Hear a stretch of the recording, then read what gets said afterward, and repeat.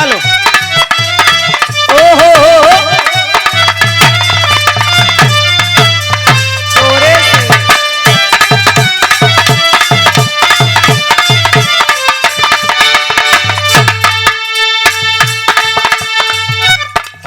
वाह भैया बड़ा बढ़िया बिरहा सुने के मिलल बड़ी सुंदर बात। सबसे पहले तो आप लोगों के हम दिल से धन्यवाद करब। बधाई के आप पात्र हुआ। बेहाई के पात्र हुआ। बधाई बधाई। अच्छा बधाई। इतना कीमती टाइम आप लोग देते हुआ। वो बात ना भाई। तब कौन बात है? ये लोग दूरे से आके लोग फंस गए हुआ यहाँ। तो के कैसे पता? बा हमें मालूम है ना। पागल दूरे से आके फसल ना हुआ, बिरहा सुने वाला हुआ, बिरहा के प्रेमी बैठल हुआ, समझा? बिरहा के श्रोता सम्राट भगवान हुआ। अगर ये लोग चल जाए हाँ यार भगवान लोग नीचे बैठल हुआ। अरे पागल तो के कैसे समझाई? यह तो हमनी के भाग्य विधाता हुआ। ए भैया ये लोग नीचे ना बैठल हुआ, के हक बा। कहल जाला जमीन पे बैठने वाले जमींदार कहलाते हैं और चौकी पे बैठने वाले चौकीदार कहलाते हैं। यह बगलिया गद्दवा बैठल लोग गद्दार हवन का। अच्छा तो तू कहाँ में बैठा है? अलग से देखा राजाई और तकिया दोनों लेके बैठे लीला।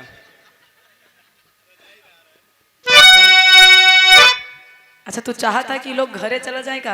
हाँ थनों आराम से घरे चले, थक गई शरीर। जब ये लोग घर चला जाए तो घरे जाके आज करी है का? बस सृष्टि की रचना लोग करी है।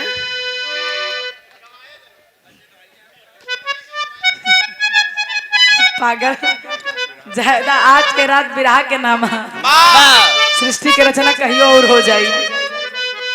ए भैया हमरे हरि राम पासी धर्म के बड़े भैया।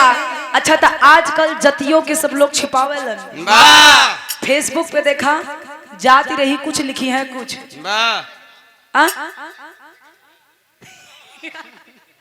नहीं सच्चाई है। आपके हम धन्यवाद देवे कि आप अपने जाति के लेके चलत हुआ। बहुत बहुत धन्यवाद है। ये हमारे हरि राम भैया हमारे पूरी पार्टी के 51 रुपए दे के सम्मान कैलन। 20 रुपया जिन मिलावत जाए निवेदन है। बा पैसा कहाँ भाई? या बा अच्छा ले ले हो। निवेदन है 20 रुपया जिन मिलाया। पूछा काहे के? कि अबे 4 तारीख तक तो को से रेते खा। कहूं 75 वाली ले कोल्ड जावत हम जाब कहां? ए भैया बहुत बहुत धन्यवाद हमरे हरिराम भैया के पंच के।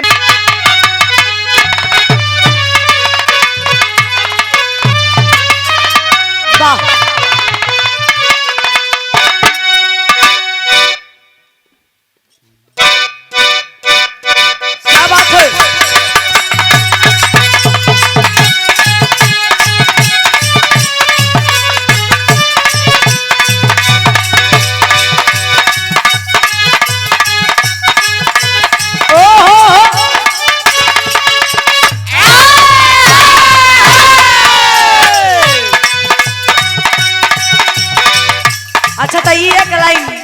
हमरे युवा समाज वाले खातिर है। ऐसा भैया हल्ला मचावत हुआ उन लोगन खातिर हल्ला मत मचावा। हम जाना थे कहे खुश हुआ। ए भैया आज के जनरेशन कौने रास्ता पे चला था, निवेदन करब उ रास्ता से लौटी आवा न कहियो उ रास्ता में गच्चा खा जाइबा तो बड़ी परेशानी हुई। कोनो लड़का कोनो लड़की से प्यार कैले हा। प्यार हाँ हो प्यार। ये प्यार का होला हो? अशोक भैया से पूछला वो बता दें। भाई खाली सुरेश के गांव में फरा लकुन। आज नचावे खातिर अच्छा हो जाई।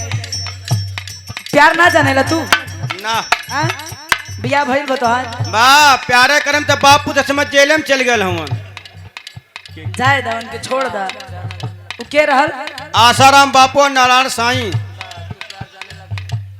अच्छा तू प्यार जाना था कि ना जानता? ना ही जानी तो ना। बा जाके अपने बाबू से पूछ ले बता दिए। बा वही में से ठीक दे हले हम अपने घरा से ना।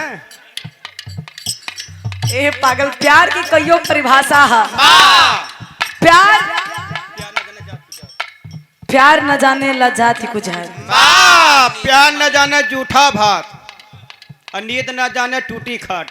और बस बस बात तब विदाई कैला सकी लड़का बहुत रोवत रहे बहन के जब विदाई रहे करे। हाँ। लिया गया का अपन बीतल बात बताओ तुम। प्रेम के कईयो परिभाषा है बाबूजी।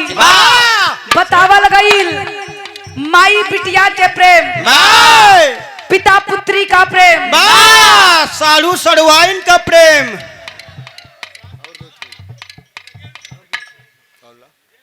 ए भैया भाई बहन का प्रेम, गवैया सुनवैया का प्रेम।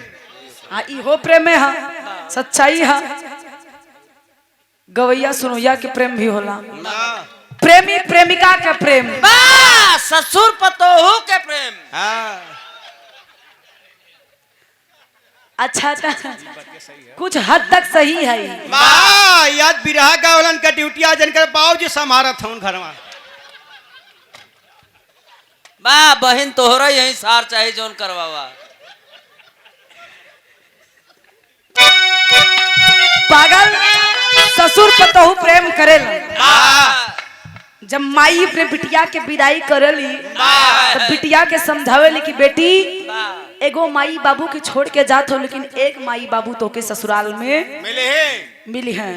अगर बिटिया लायक है तो ए भैया, जब बेटा परदेश जाला तो ससुरे घरे रहे।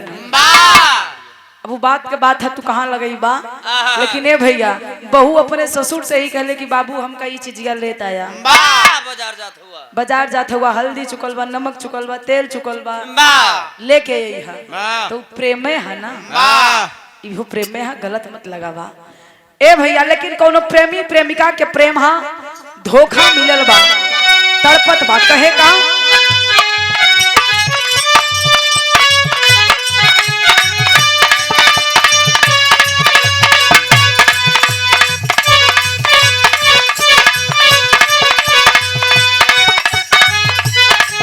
सही हो।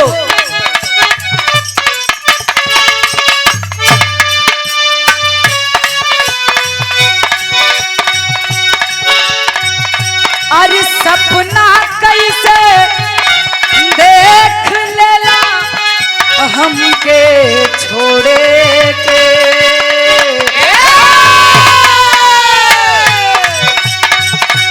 सपना कैसे देख लेलू हमके छोड़े के, सपना कैसे देख लेलू हमके छोड़े के, सपना कैसे देख लेलू हमके छोड़े के, सपना कैसे देख लेलू हमके छोड़े के, कहाँ से हुनर पवनू हो, कहाँ से हुनर पवनू हो, दिलवा तोड़े के, कहाँ से हुनर पवनू हो, दिलवा तोड़े के, कहाँ से हुनर पवनू हो, दिलवा तोड़े के, सपना सही हो हमके छोड़े के, सपना कैसे देखलू ये सोना हमके छोड़े के, कहाँ से हुनर पवनू हो, कहाँ से हुनर पवनू हो, हमके छोड़े के, कहाँ से हुनर पवनू हो, दिलवा तोड़े के, कहाँ से हुनर पवनू हो, दिलवा तोड़े के। लइका कहे कि पहले के समय रहल तू हमरा से ऐसे मिलत रहलू जैसे एगो गाय अपने बछड़ा के बड़ा देरी के बाद देखे, वही तरह से तू हमरा के भर अखबारी में चाटत रहलू, मिलत रहलू, प्रेम करत रहलू। दादा लोग कैसे प्रेम करें? फंसा देता रास्ता में पागल।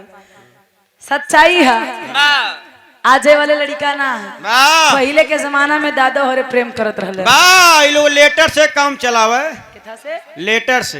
लेटर से? हाँ उसमें लेटर चले। लिखे तू ही रहा अजय ना लिख पावत रहा तब बात एक खुरपा से निशान मारत चल जाए शिवानी में। ए भैया दादा और सही है प्रेम करत रहलन वाह लेकिन छुछेरा वाला प्रेम ना करत रहलन पागल वो कोनो सुंदर मेहरारू देख ले पहिनाव ओढ़ाव ढंग के रहे वाह जब बाराती में जाए हाँ तो धोती उठा के खुटिया ले